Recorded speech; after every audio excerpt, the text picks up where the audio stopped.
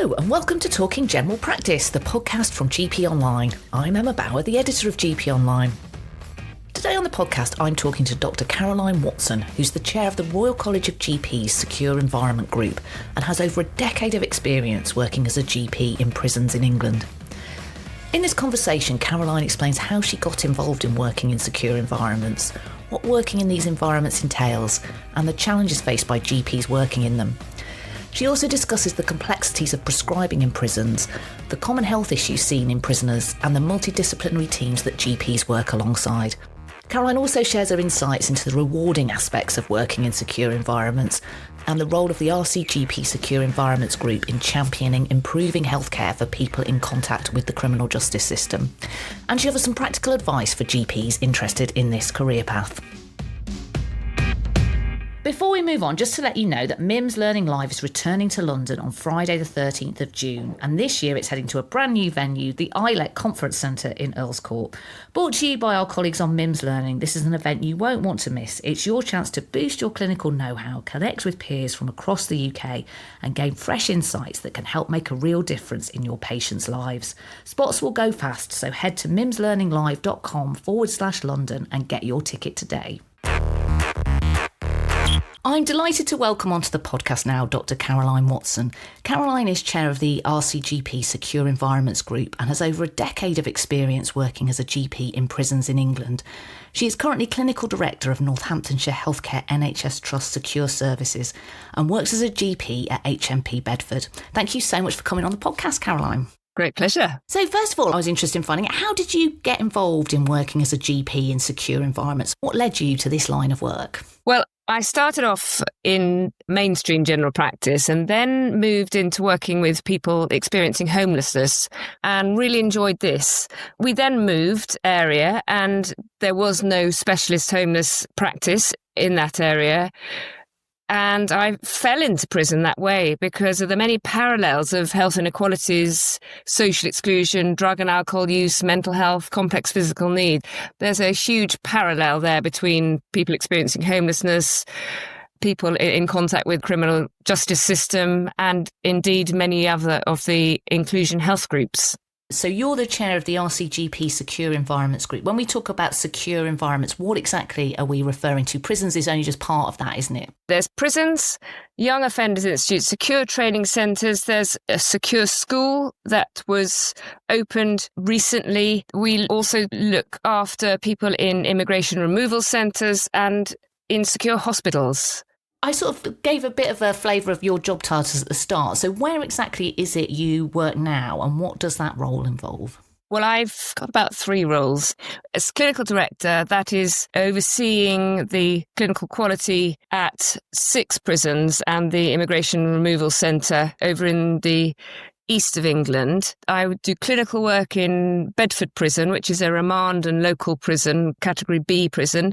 And I also work part-time in a GP surgery in the community, which is for inclusion health. It's the Access Surgery over in Cambridge. Most GPs won't necessarily have spent any time in any of these kind of environments, and most people generally don't have much contact with the criminal justice system.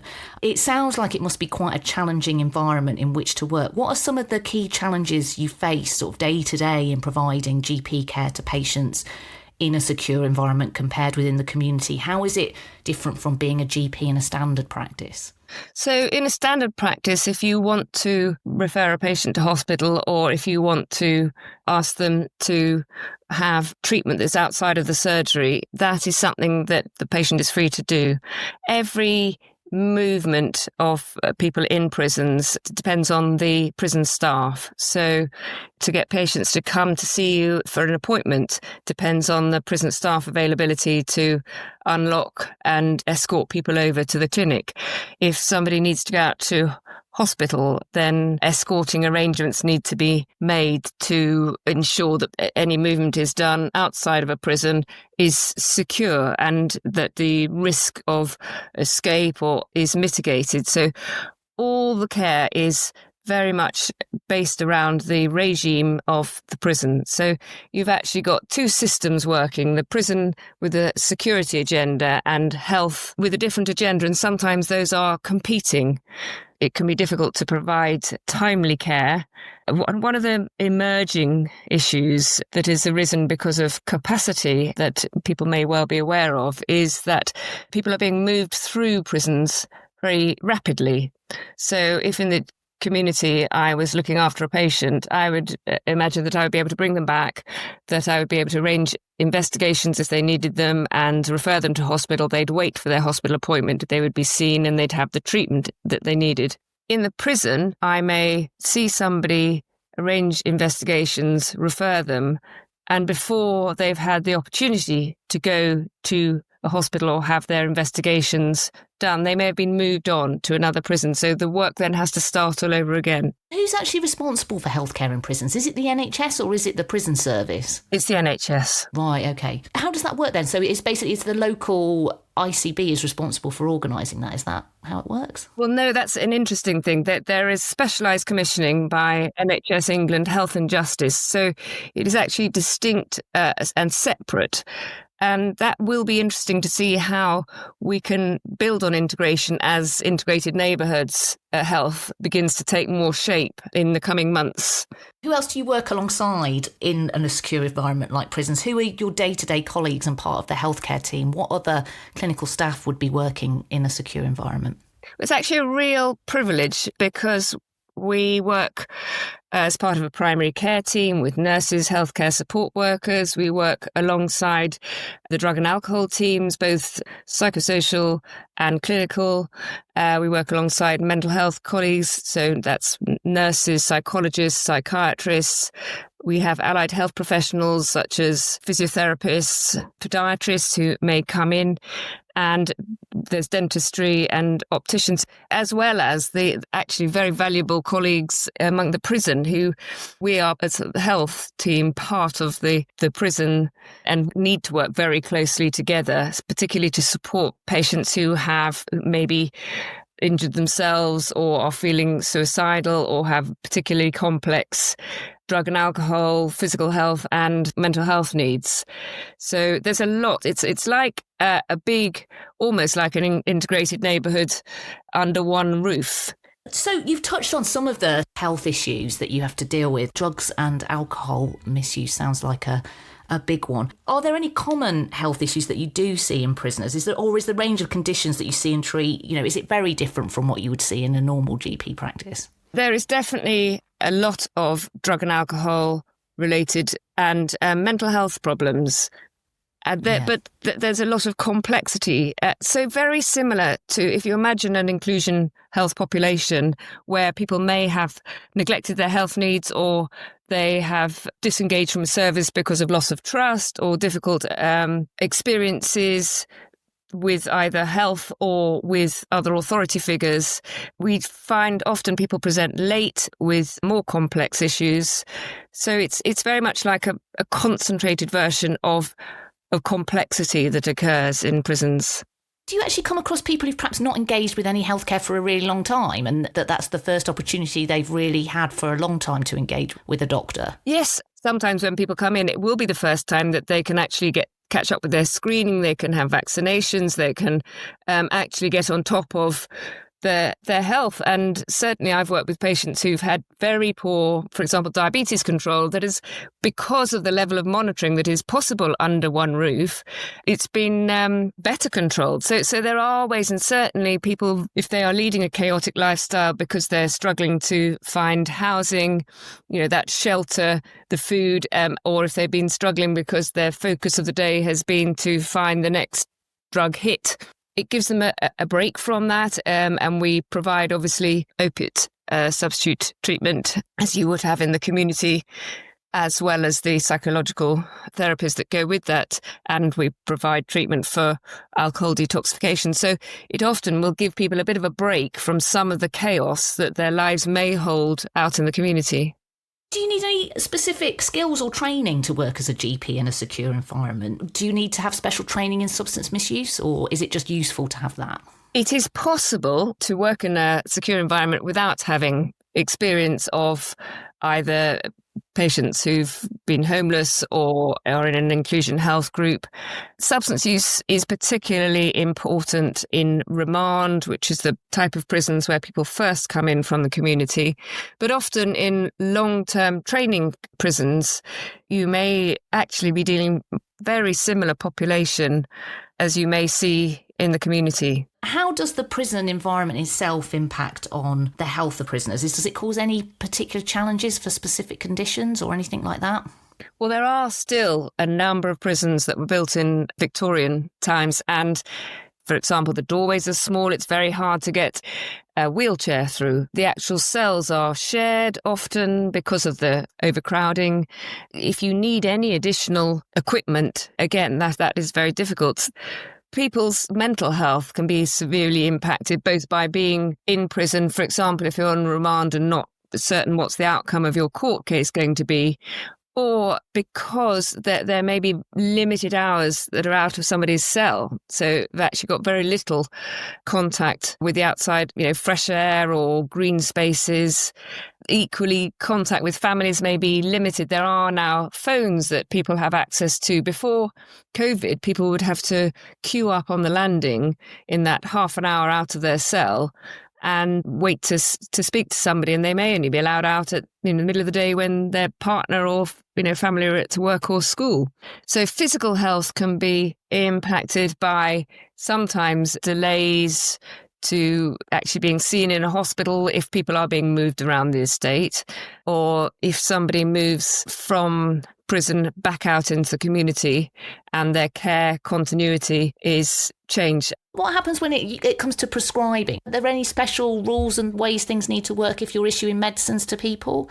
The issue of prescribing, and then there's the issue of medicines administration. So if you're in the community, you would be prescribed your medicines. Now, in certain practices, certainly the practice I work in the community, if they're living without a roof over their head, then it may be hard to give 28 days worth of medicines at one time. So you may prescribe for a week at a time.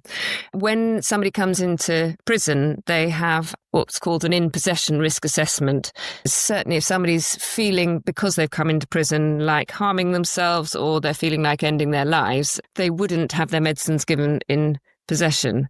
So that can impact on the timing. So, for example, imagine you're on pain medication, which is due to be given over a 24-hour period. Now, medicines administration will happen at 8:30 in the morning, for example, 11:30 and 4 o'clock. And then occasionally a small number of people will have an 8 o'clock in the evening. So actually, for the majority of people, they have to have that 24 hours worth of medicines in just over 7 hours. So you have to remember that impact when prescribing. But there's also the issue of prescribing high risk and dependence forming medicines. And in fact, really the prison prescribing woke up to dependence forming medicines and the issues around this about 10 years before really the community has. We have had practices of multi-professional either risk assessment meetings or actually joined up consultations to try and manage people's complex prescribing and their complex needs and see where there isn't a clinical indication how we can deprescribe but support. So, for example, somebody may come in with chronic pain. They've been on a high dose of pregabalin, but actually they no longer have a clinical indication for this, and it may be appropriate that it's being deprescribed and tapered, but actually there's an element of emotional pain there, and this is what they have relied on. They've had drug and alcohol issues, they may have adverse childhood experiences. So if you are deprescribing, you're also taking away kind of emotional blanket, and that needs to be supported either through the psychosocial team, the substance misuse team, or through the mental health. So there's complexity and there's multi-professional working that goes around prescribing. I think the other thing to be aware of is that there is a lot of bullying and trading and debt that happens as a result of medicines that people prescribe. So mirtazapine, which is prescribed quite a lot in the community, sleep is very much at a premium in prison. prison. They've got a lot of time on their hands and sleep can be often very difficult. So you can actually sell your mirtazapine for quite some value. And there's a markup of trade from what you would buy in the community of prescribed medicine, illegal trading. It's about 10 times markup in a prison. If you have somebody prescribed tramadol, that would be extremely valuable. If somebody comes in prescribed buprenorphine, that will be potentially a very valuable medicine. And so somebody may be bullied in a medicine queue to try and have that medicine from them. Equally, if somebody buys some and then gets into debt, their families on the outside, they can be threatened or payment has to go through family members. We certainly see when there are more drugs in the prison, and that includes the prescribed drugs as well, that the safety impact has a whole impact on the whole prison. So there's quite a lot of putting the context of prescribing within prisons, while at the same time remembering that people will have real need as well, particularly when it comes to complex pain. How do you deal with that? Is it easy to work out whether they're actually taking their medicines or whether they're passing them on to someone else? There are ways of mitigating the risk. So for the highest risk medicines, or those that are highest risk of trading, and in those prisons where you have high risk of trading, so for example, remand, and you've got an unstable population, and you've got quite a lot of risk of self-harm and suicide and violence, those sort of medicines can be taken under supervision. So that's one way of removing it. However, you have an officer who will be checking the mouths of the person to check that they aren't trying to conceal the medicine. You will have somebody who will be checking to see if there's any activity in the medicine's queue.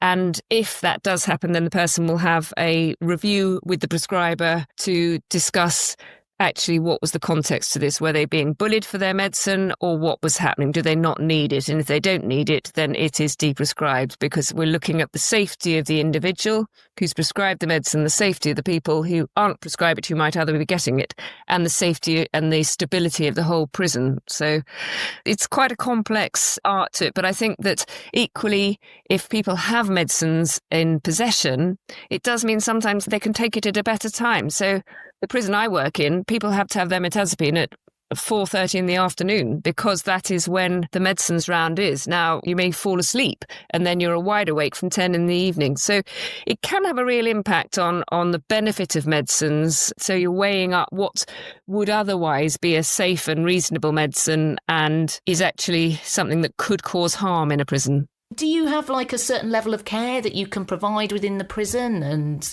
are there sort of hospital bays and bits like that in the prison, or does everybody just have to be sent out into the NHS if they need a certain level of care?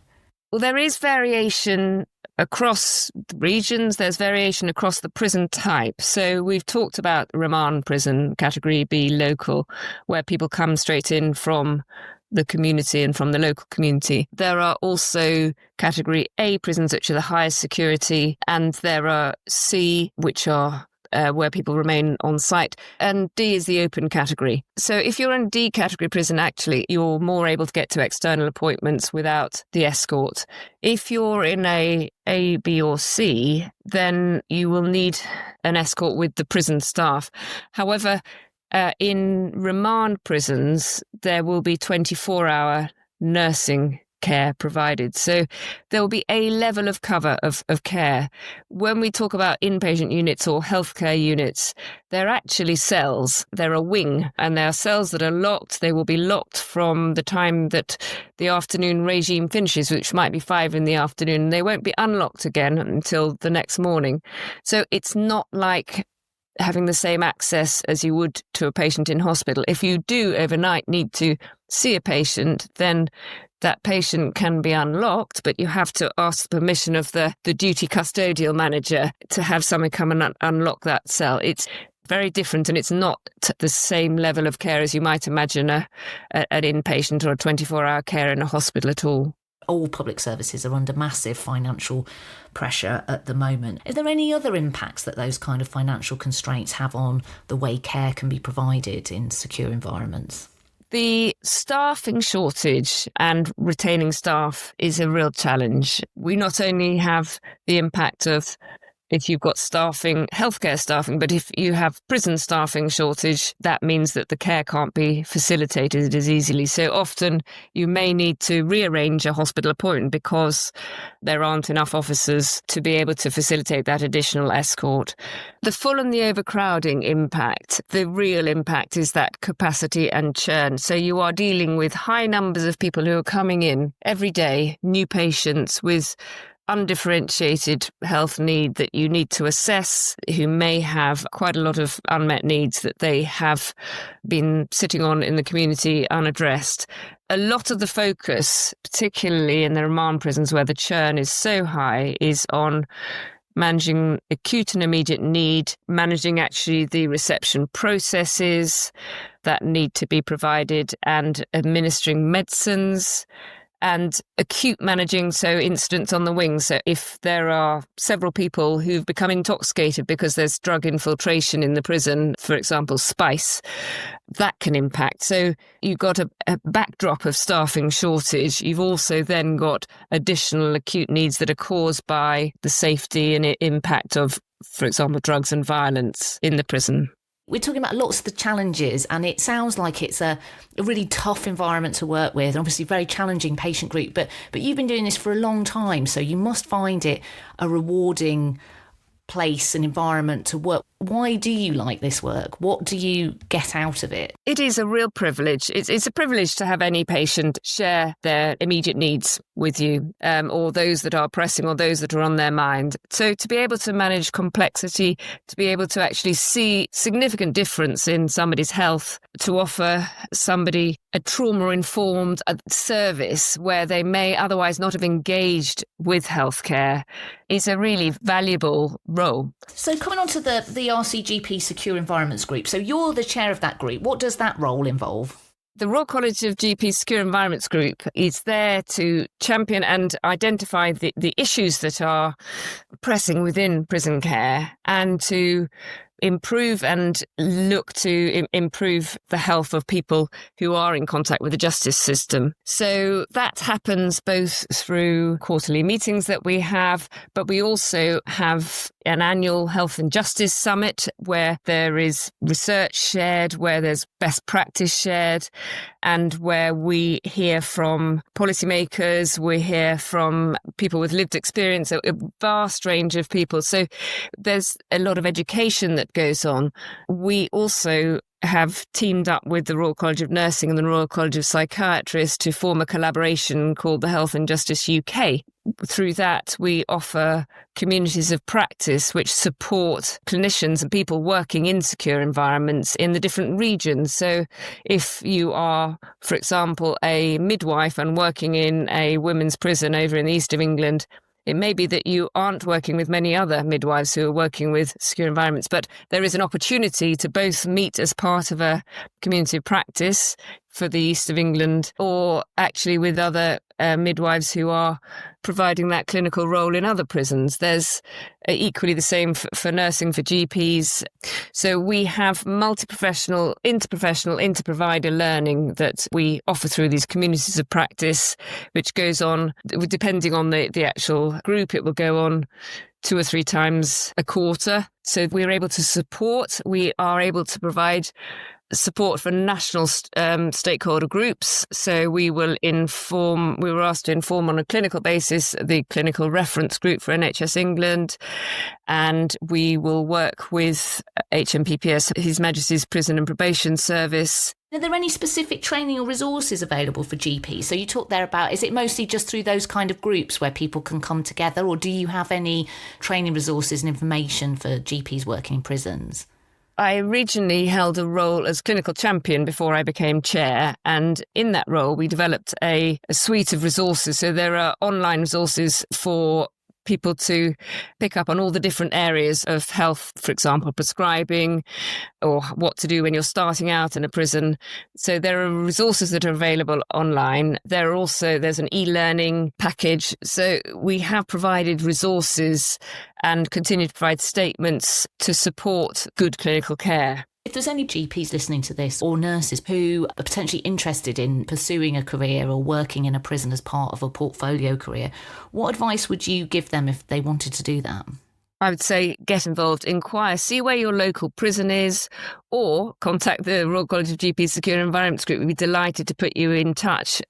I think it's really good when we see students, medical students or nursing students or GPs who are doing their training actually come in and have a taste of what prison is like. They will often want to come back. So I would say if you would like to find out more, your local prison team will be delighted to hear from you and actually will provide you with support and opportunities that may just open your eyes to a career that you'd never thought of before. It is a fantastic opportunity. It is difficult, but with the right support, and we try to offer that support through the Royal College of GP Secure Environments Group, it's a really good career. I would say it is a good one to actually even think of as part of an inclusion health profile. So if you're interested in people who have got severe multiple disadvantage, then this is another really good population.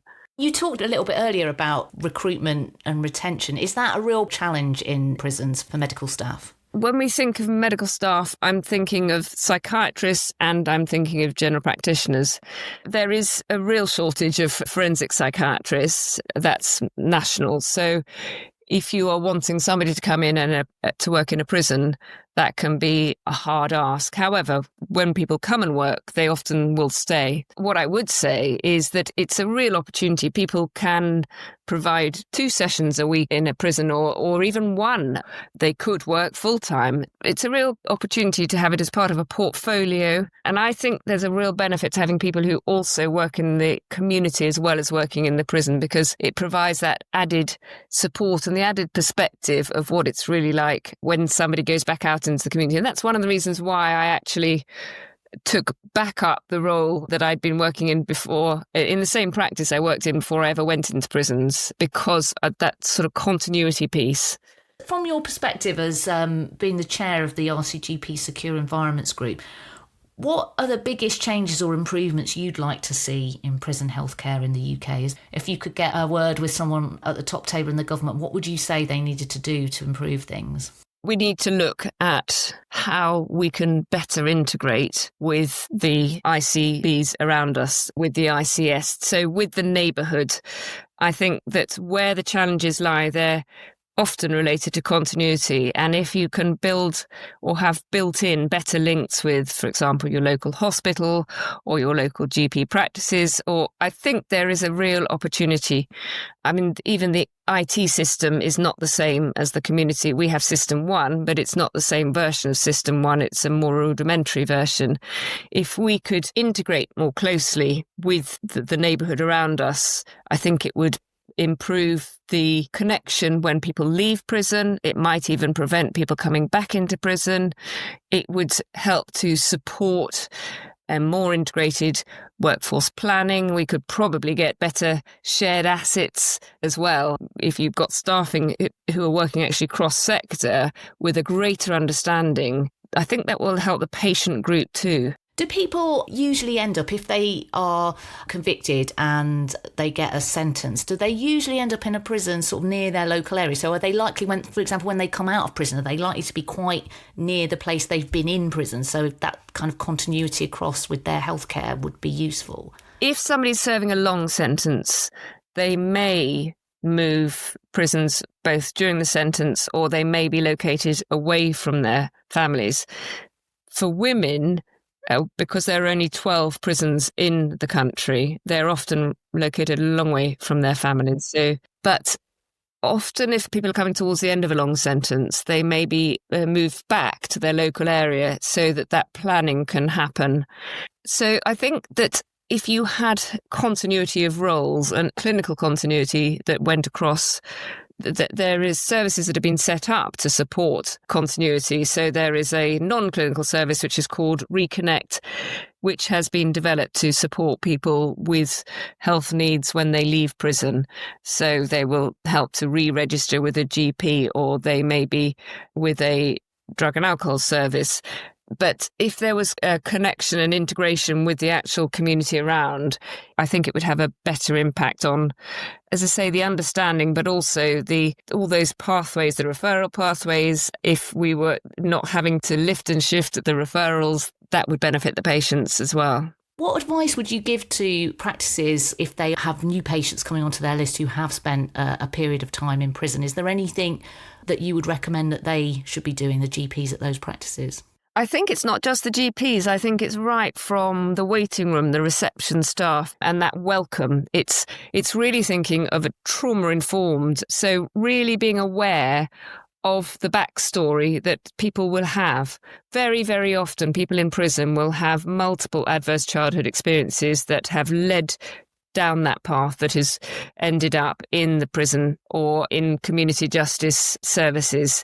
So there often is a real reason why. It's the what has happened to that person. Try and have that empathy, the understanding, but also really check the notes to check, was the prescribing that you might have had before the person went into prison, actually was some of that thought to be no longer necessary? Had it been tapered and stopped? Don't just automatically restart the medicines because somebody has come to you and said they'd like all their medicines again, because that can be very frustrating for prison teams who may have worked for sort of 6-8 months with somebody to bring them down, and then they come back in on a license recall a couple of weeks later with all back on lots of high-risk medication again. It's been so interesting talking to you about medical care and secure environments, Caroline. Thank you so much for coming on the podcast. I really appreciate it. It's a pleasure.